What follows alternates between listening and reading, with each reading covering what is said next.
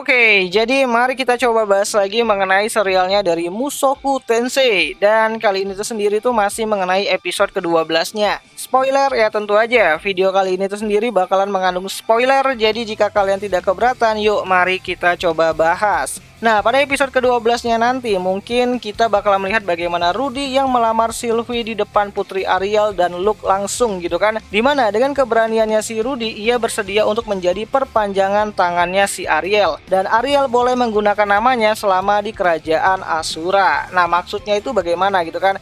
Jadi Rudy tahu ya kalau dia itu juga mulai terkenal di kalangan para petualang gitu kan yang pernah dia bantu sebelumnya. Dan karena Rudy juga suka membantu orang-orang tersebut tanpa pamrih yang berlebihan, bahkan jika terpaksa dia hanya mengambil sebagian kecil dari hasil buruan, tentu aja orang-orang yang terlibat dengan dirinya di masa lalu tidak akan rela yang namanya itu menyusahkan dirinya ataupun segan lah untuk tidak membantu si Rudy itu sendiri. Nah, hal inilah yang sempat terjadi saat Rudy dan Zanoba mencari seorang budak di beberapa episode sebelumnya. Di mana saat pemilik pasar tersebut itu rela mencarikan budak sesuai dengan kriterianya si Rudy dengan harga yang cukup murah, maka bisa dibilang kalau orang-orang yang pernah terlibat sama Rudy bakalan ya rela lah ngebantu Rudy kalau Rudy itu ada masalah. Dan jika Putri Ariel punya masalah dan dia menggunakan bahwa dia itu adalah orang ataupun temannya si Rudy, maka orang-orang tersebut mungkin bakalan membantu si Putri Ariel itu sendiri. Namun perlu diketahui ya, kalau Rudy tidak akan bergabung ke kubu Putri Ariel. Keputusannya untuk tidak terlibat ke dalam konflik perebutan tahta kerajaan Asura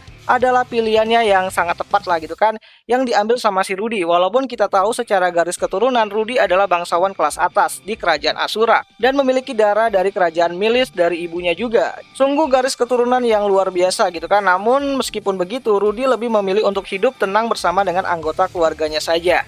Dan untuk sekarang pencarian ibunya yaitu Zenith adalah pilihan yang nomor satu ataupun prioritas utama mereka saat ini, si Rudy sama si Paul itu sendiri. So, Rudy juga tidak akan memaksa Sylvie untuk berhenti menjadi pengawalnya dari Putri Ariel karena semua keputusan itu akan diberikan Rudy kepada Sylvie itu sendiri. Apakah dia bakalan lanjut mendampingi si Putri Ariel atau malah menjadi ya teman hidupnya si Rudy di rumah gitu kan.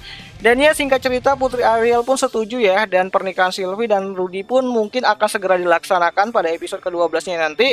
Oh ya, harusnya nanti Rudy juga dapat satu rumah ya, hunian gitu kan, tempat dia nanti bakalan yang namanya tuh hidup bersama dengan si Sylvie di dekat Akademi Ranoa. Nah, karena episode ke-12-nya itu sendiri bakalan jadi penutup ya untuk paruh pertama dari season keduanya itu sendiri, kemungkinan besar episode ini akan ditutup dengan pernikahan ataupun acara pernikahan dari si Sylvie dan Rudius.